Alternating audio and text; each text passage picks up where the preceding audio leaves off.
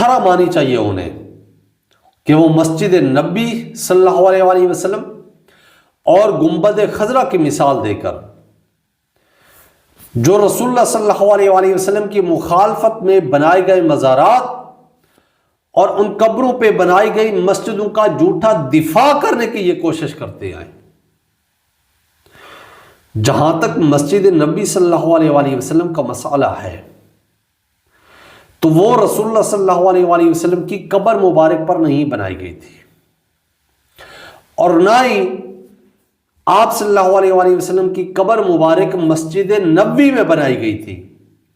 بلکہ آپ صلی اللہ علیہ وآلہ وسلم کی قبر مبارک حجرہ عائشہ میں بنائی گئی تھی،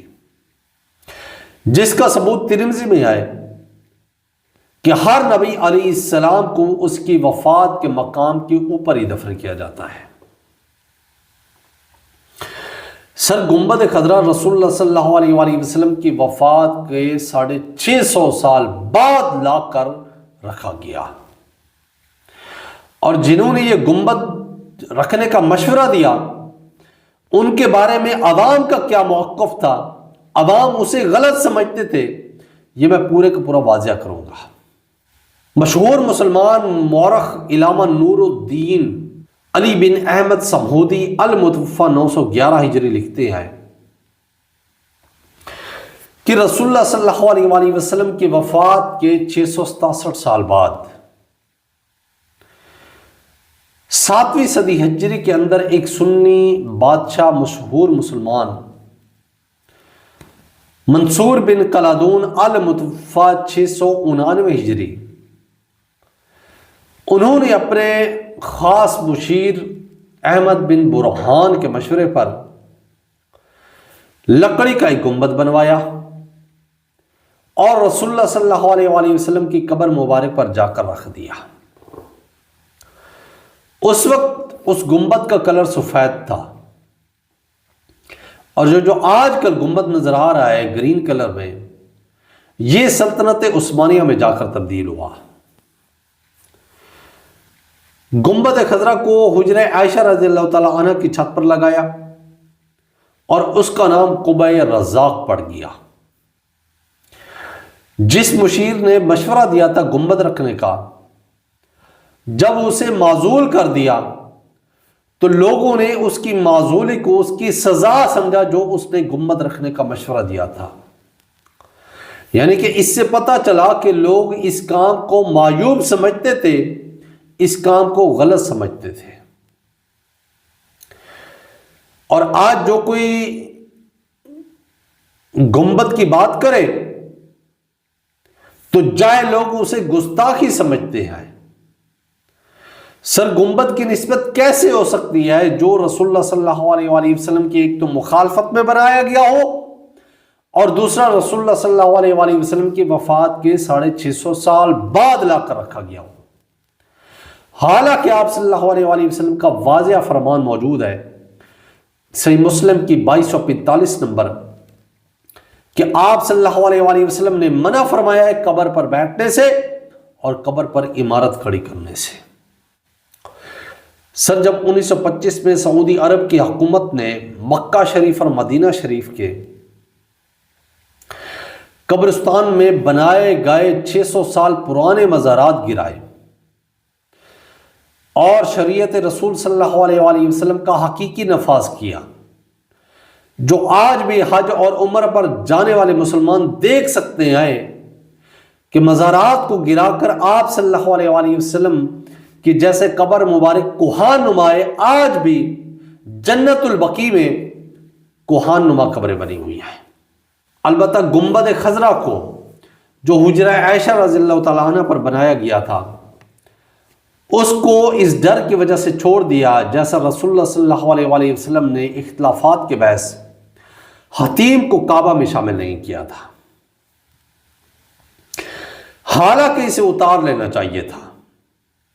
کیونکہ آج کل کے جتنے بھی مزارات بنا رہے ہیں یا بن رہے ہیں یا بنے ہوئے ہیں،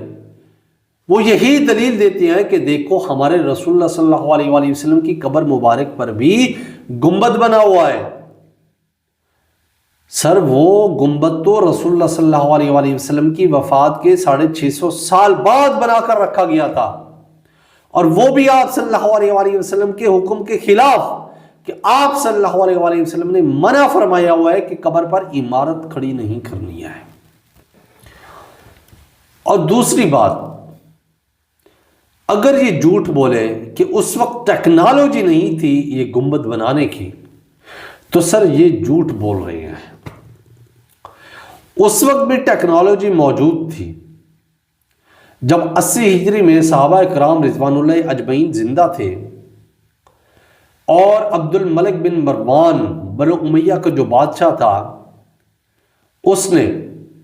ڈوم آف دا راک بنایا، جس چٹان سے آپ صلی اللہ علیہ وآلہ وسلم معراج پر تشریف لے گئے۔ گنبد خضرا سے بہت بڑا ہے، وہ اس زمانے کا بنا ہوا ہے۔ اور اس سے بھی پیچھے چلے جائیں، جب سیدنا عمر رضی اللہ تعالی عنہ کے زمانے میں، جب رومن امپائر جو آج کل کے اربوں ڈالر جزیہ دے رہی تھی مسلمانوں کو، تو حضرت عمر رضی اللہ تعالی عنہ سونے کا گنبد بنا کر قبر مبارک پر رکھ سکتے تھے۔ ٹیکنالوجی اس وقت بھی موجود تھی، لیکن انہیں رسول اللہ صلی اللہ علیہ وآلہ وسلم کے فرمان نظر آ رہے تھے کہ یہ اگر کام کریں گے تو یہ رسول اللہ کے ہم مخالفت کریں گے۔ آیا صوفیہ رسول اللہ صلی اللہ علیہ وآلہ وسلم کی پیدائش سے کئی سو سال پہلے بنا ہوا ہے، جو استنبول میں ہے، اس میں سے تو گنبد خضرا جیسے کئی گنبد نکلیں گے۔ ٹیکنالوجی اس وقت بھی موجود تھی، لیکن کسی صحابی نے یہ کام نہیں کیا ہے۔ اور آج جو کوئی اس کام کے خلاف بولے تو وہ گستاخ رسول کہلاتا ہے۔ نافرمان تم لوگ ہو، مخالفت تم کر رہے ہو رسول اللہ صلی اللہ علیہ وآلہ وسلم کے واضح فرمان کی، کہ آپ صلی اللہ علیہ وآلہ وسلم نے منع فرمایا ہوا ہے قبر کو پکا کرنے سے، قبر پر عمارت کھڑی کرنے سے، قبر پر بیٹھنے سے، چاہے ویسے بیٹھنا ہو چاہے مجاور بن کر بیٹھنا ہو۔ اور فتویٰ ہم پر صادر کرتے ہو جو حق بات کرتا ہے۔ جو موحد رسول تھے انہیں علم تھا کہ رسول اللہ صلی اللہ علیہ وآلہ وسلم نے اس معاملے میں منع فرمایا ہے، اور مدینہ کے بارے میں بھی فرمایا ہے کہ مدینہ میں بدعت جاری نہیں کی جائے گی، جو بخاری اور مسلم میں متفقن علیہ حدیث ہے 1867 اور مسلم میں 3324۔ نبی صلی اللہ علیہ وآلہ وسلم نے فرمایا، مدینہ حرم ہے فلاں جگہ سے لے کر فلاں جگہ تک، یعنی کہ جبل عیر سے لے کر طور تک، اس حد میں کوئی درخت نہ کاٹا جائے، نہ اس میں کوئی بدعت جاری کی جائے۔ جس نے بدعت جاری کی اس پر اللہ کی لعنت، فرشتوں کی لعنت، انسانوں کی لعنت۔ اور مسلم میں 373 نمبر حدیث ہے، آپ صلی اللہ ابن عمر رضی اللہ تعالیٰ عنہ روایت کرتے ہیں کہ آپ صلی اللہ علیہ وآلہ وسلم نے فرمایا، بے شک اسلام کا آغاز اجنبی کی حیثیت سے ہوا تھا، اور عنقریب یہ پھر سے اجنبی ہو جائے گا، اور ان دو مسجدوں، مسجد نبی صلی اللہ علیہ وآلہ وسلم اور مسجد حرام کے درمیان اس طرح واپس آ جائے گا جیسے سانپ اپنے بچاؤ کے لیے اپنے بل میں سمٹ جاتا ہے۔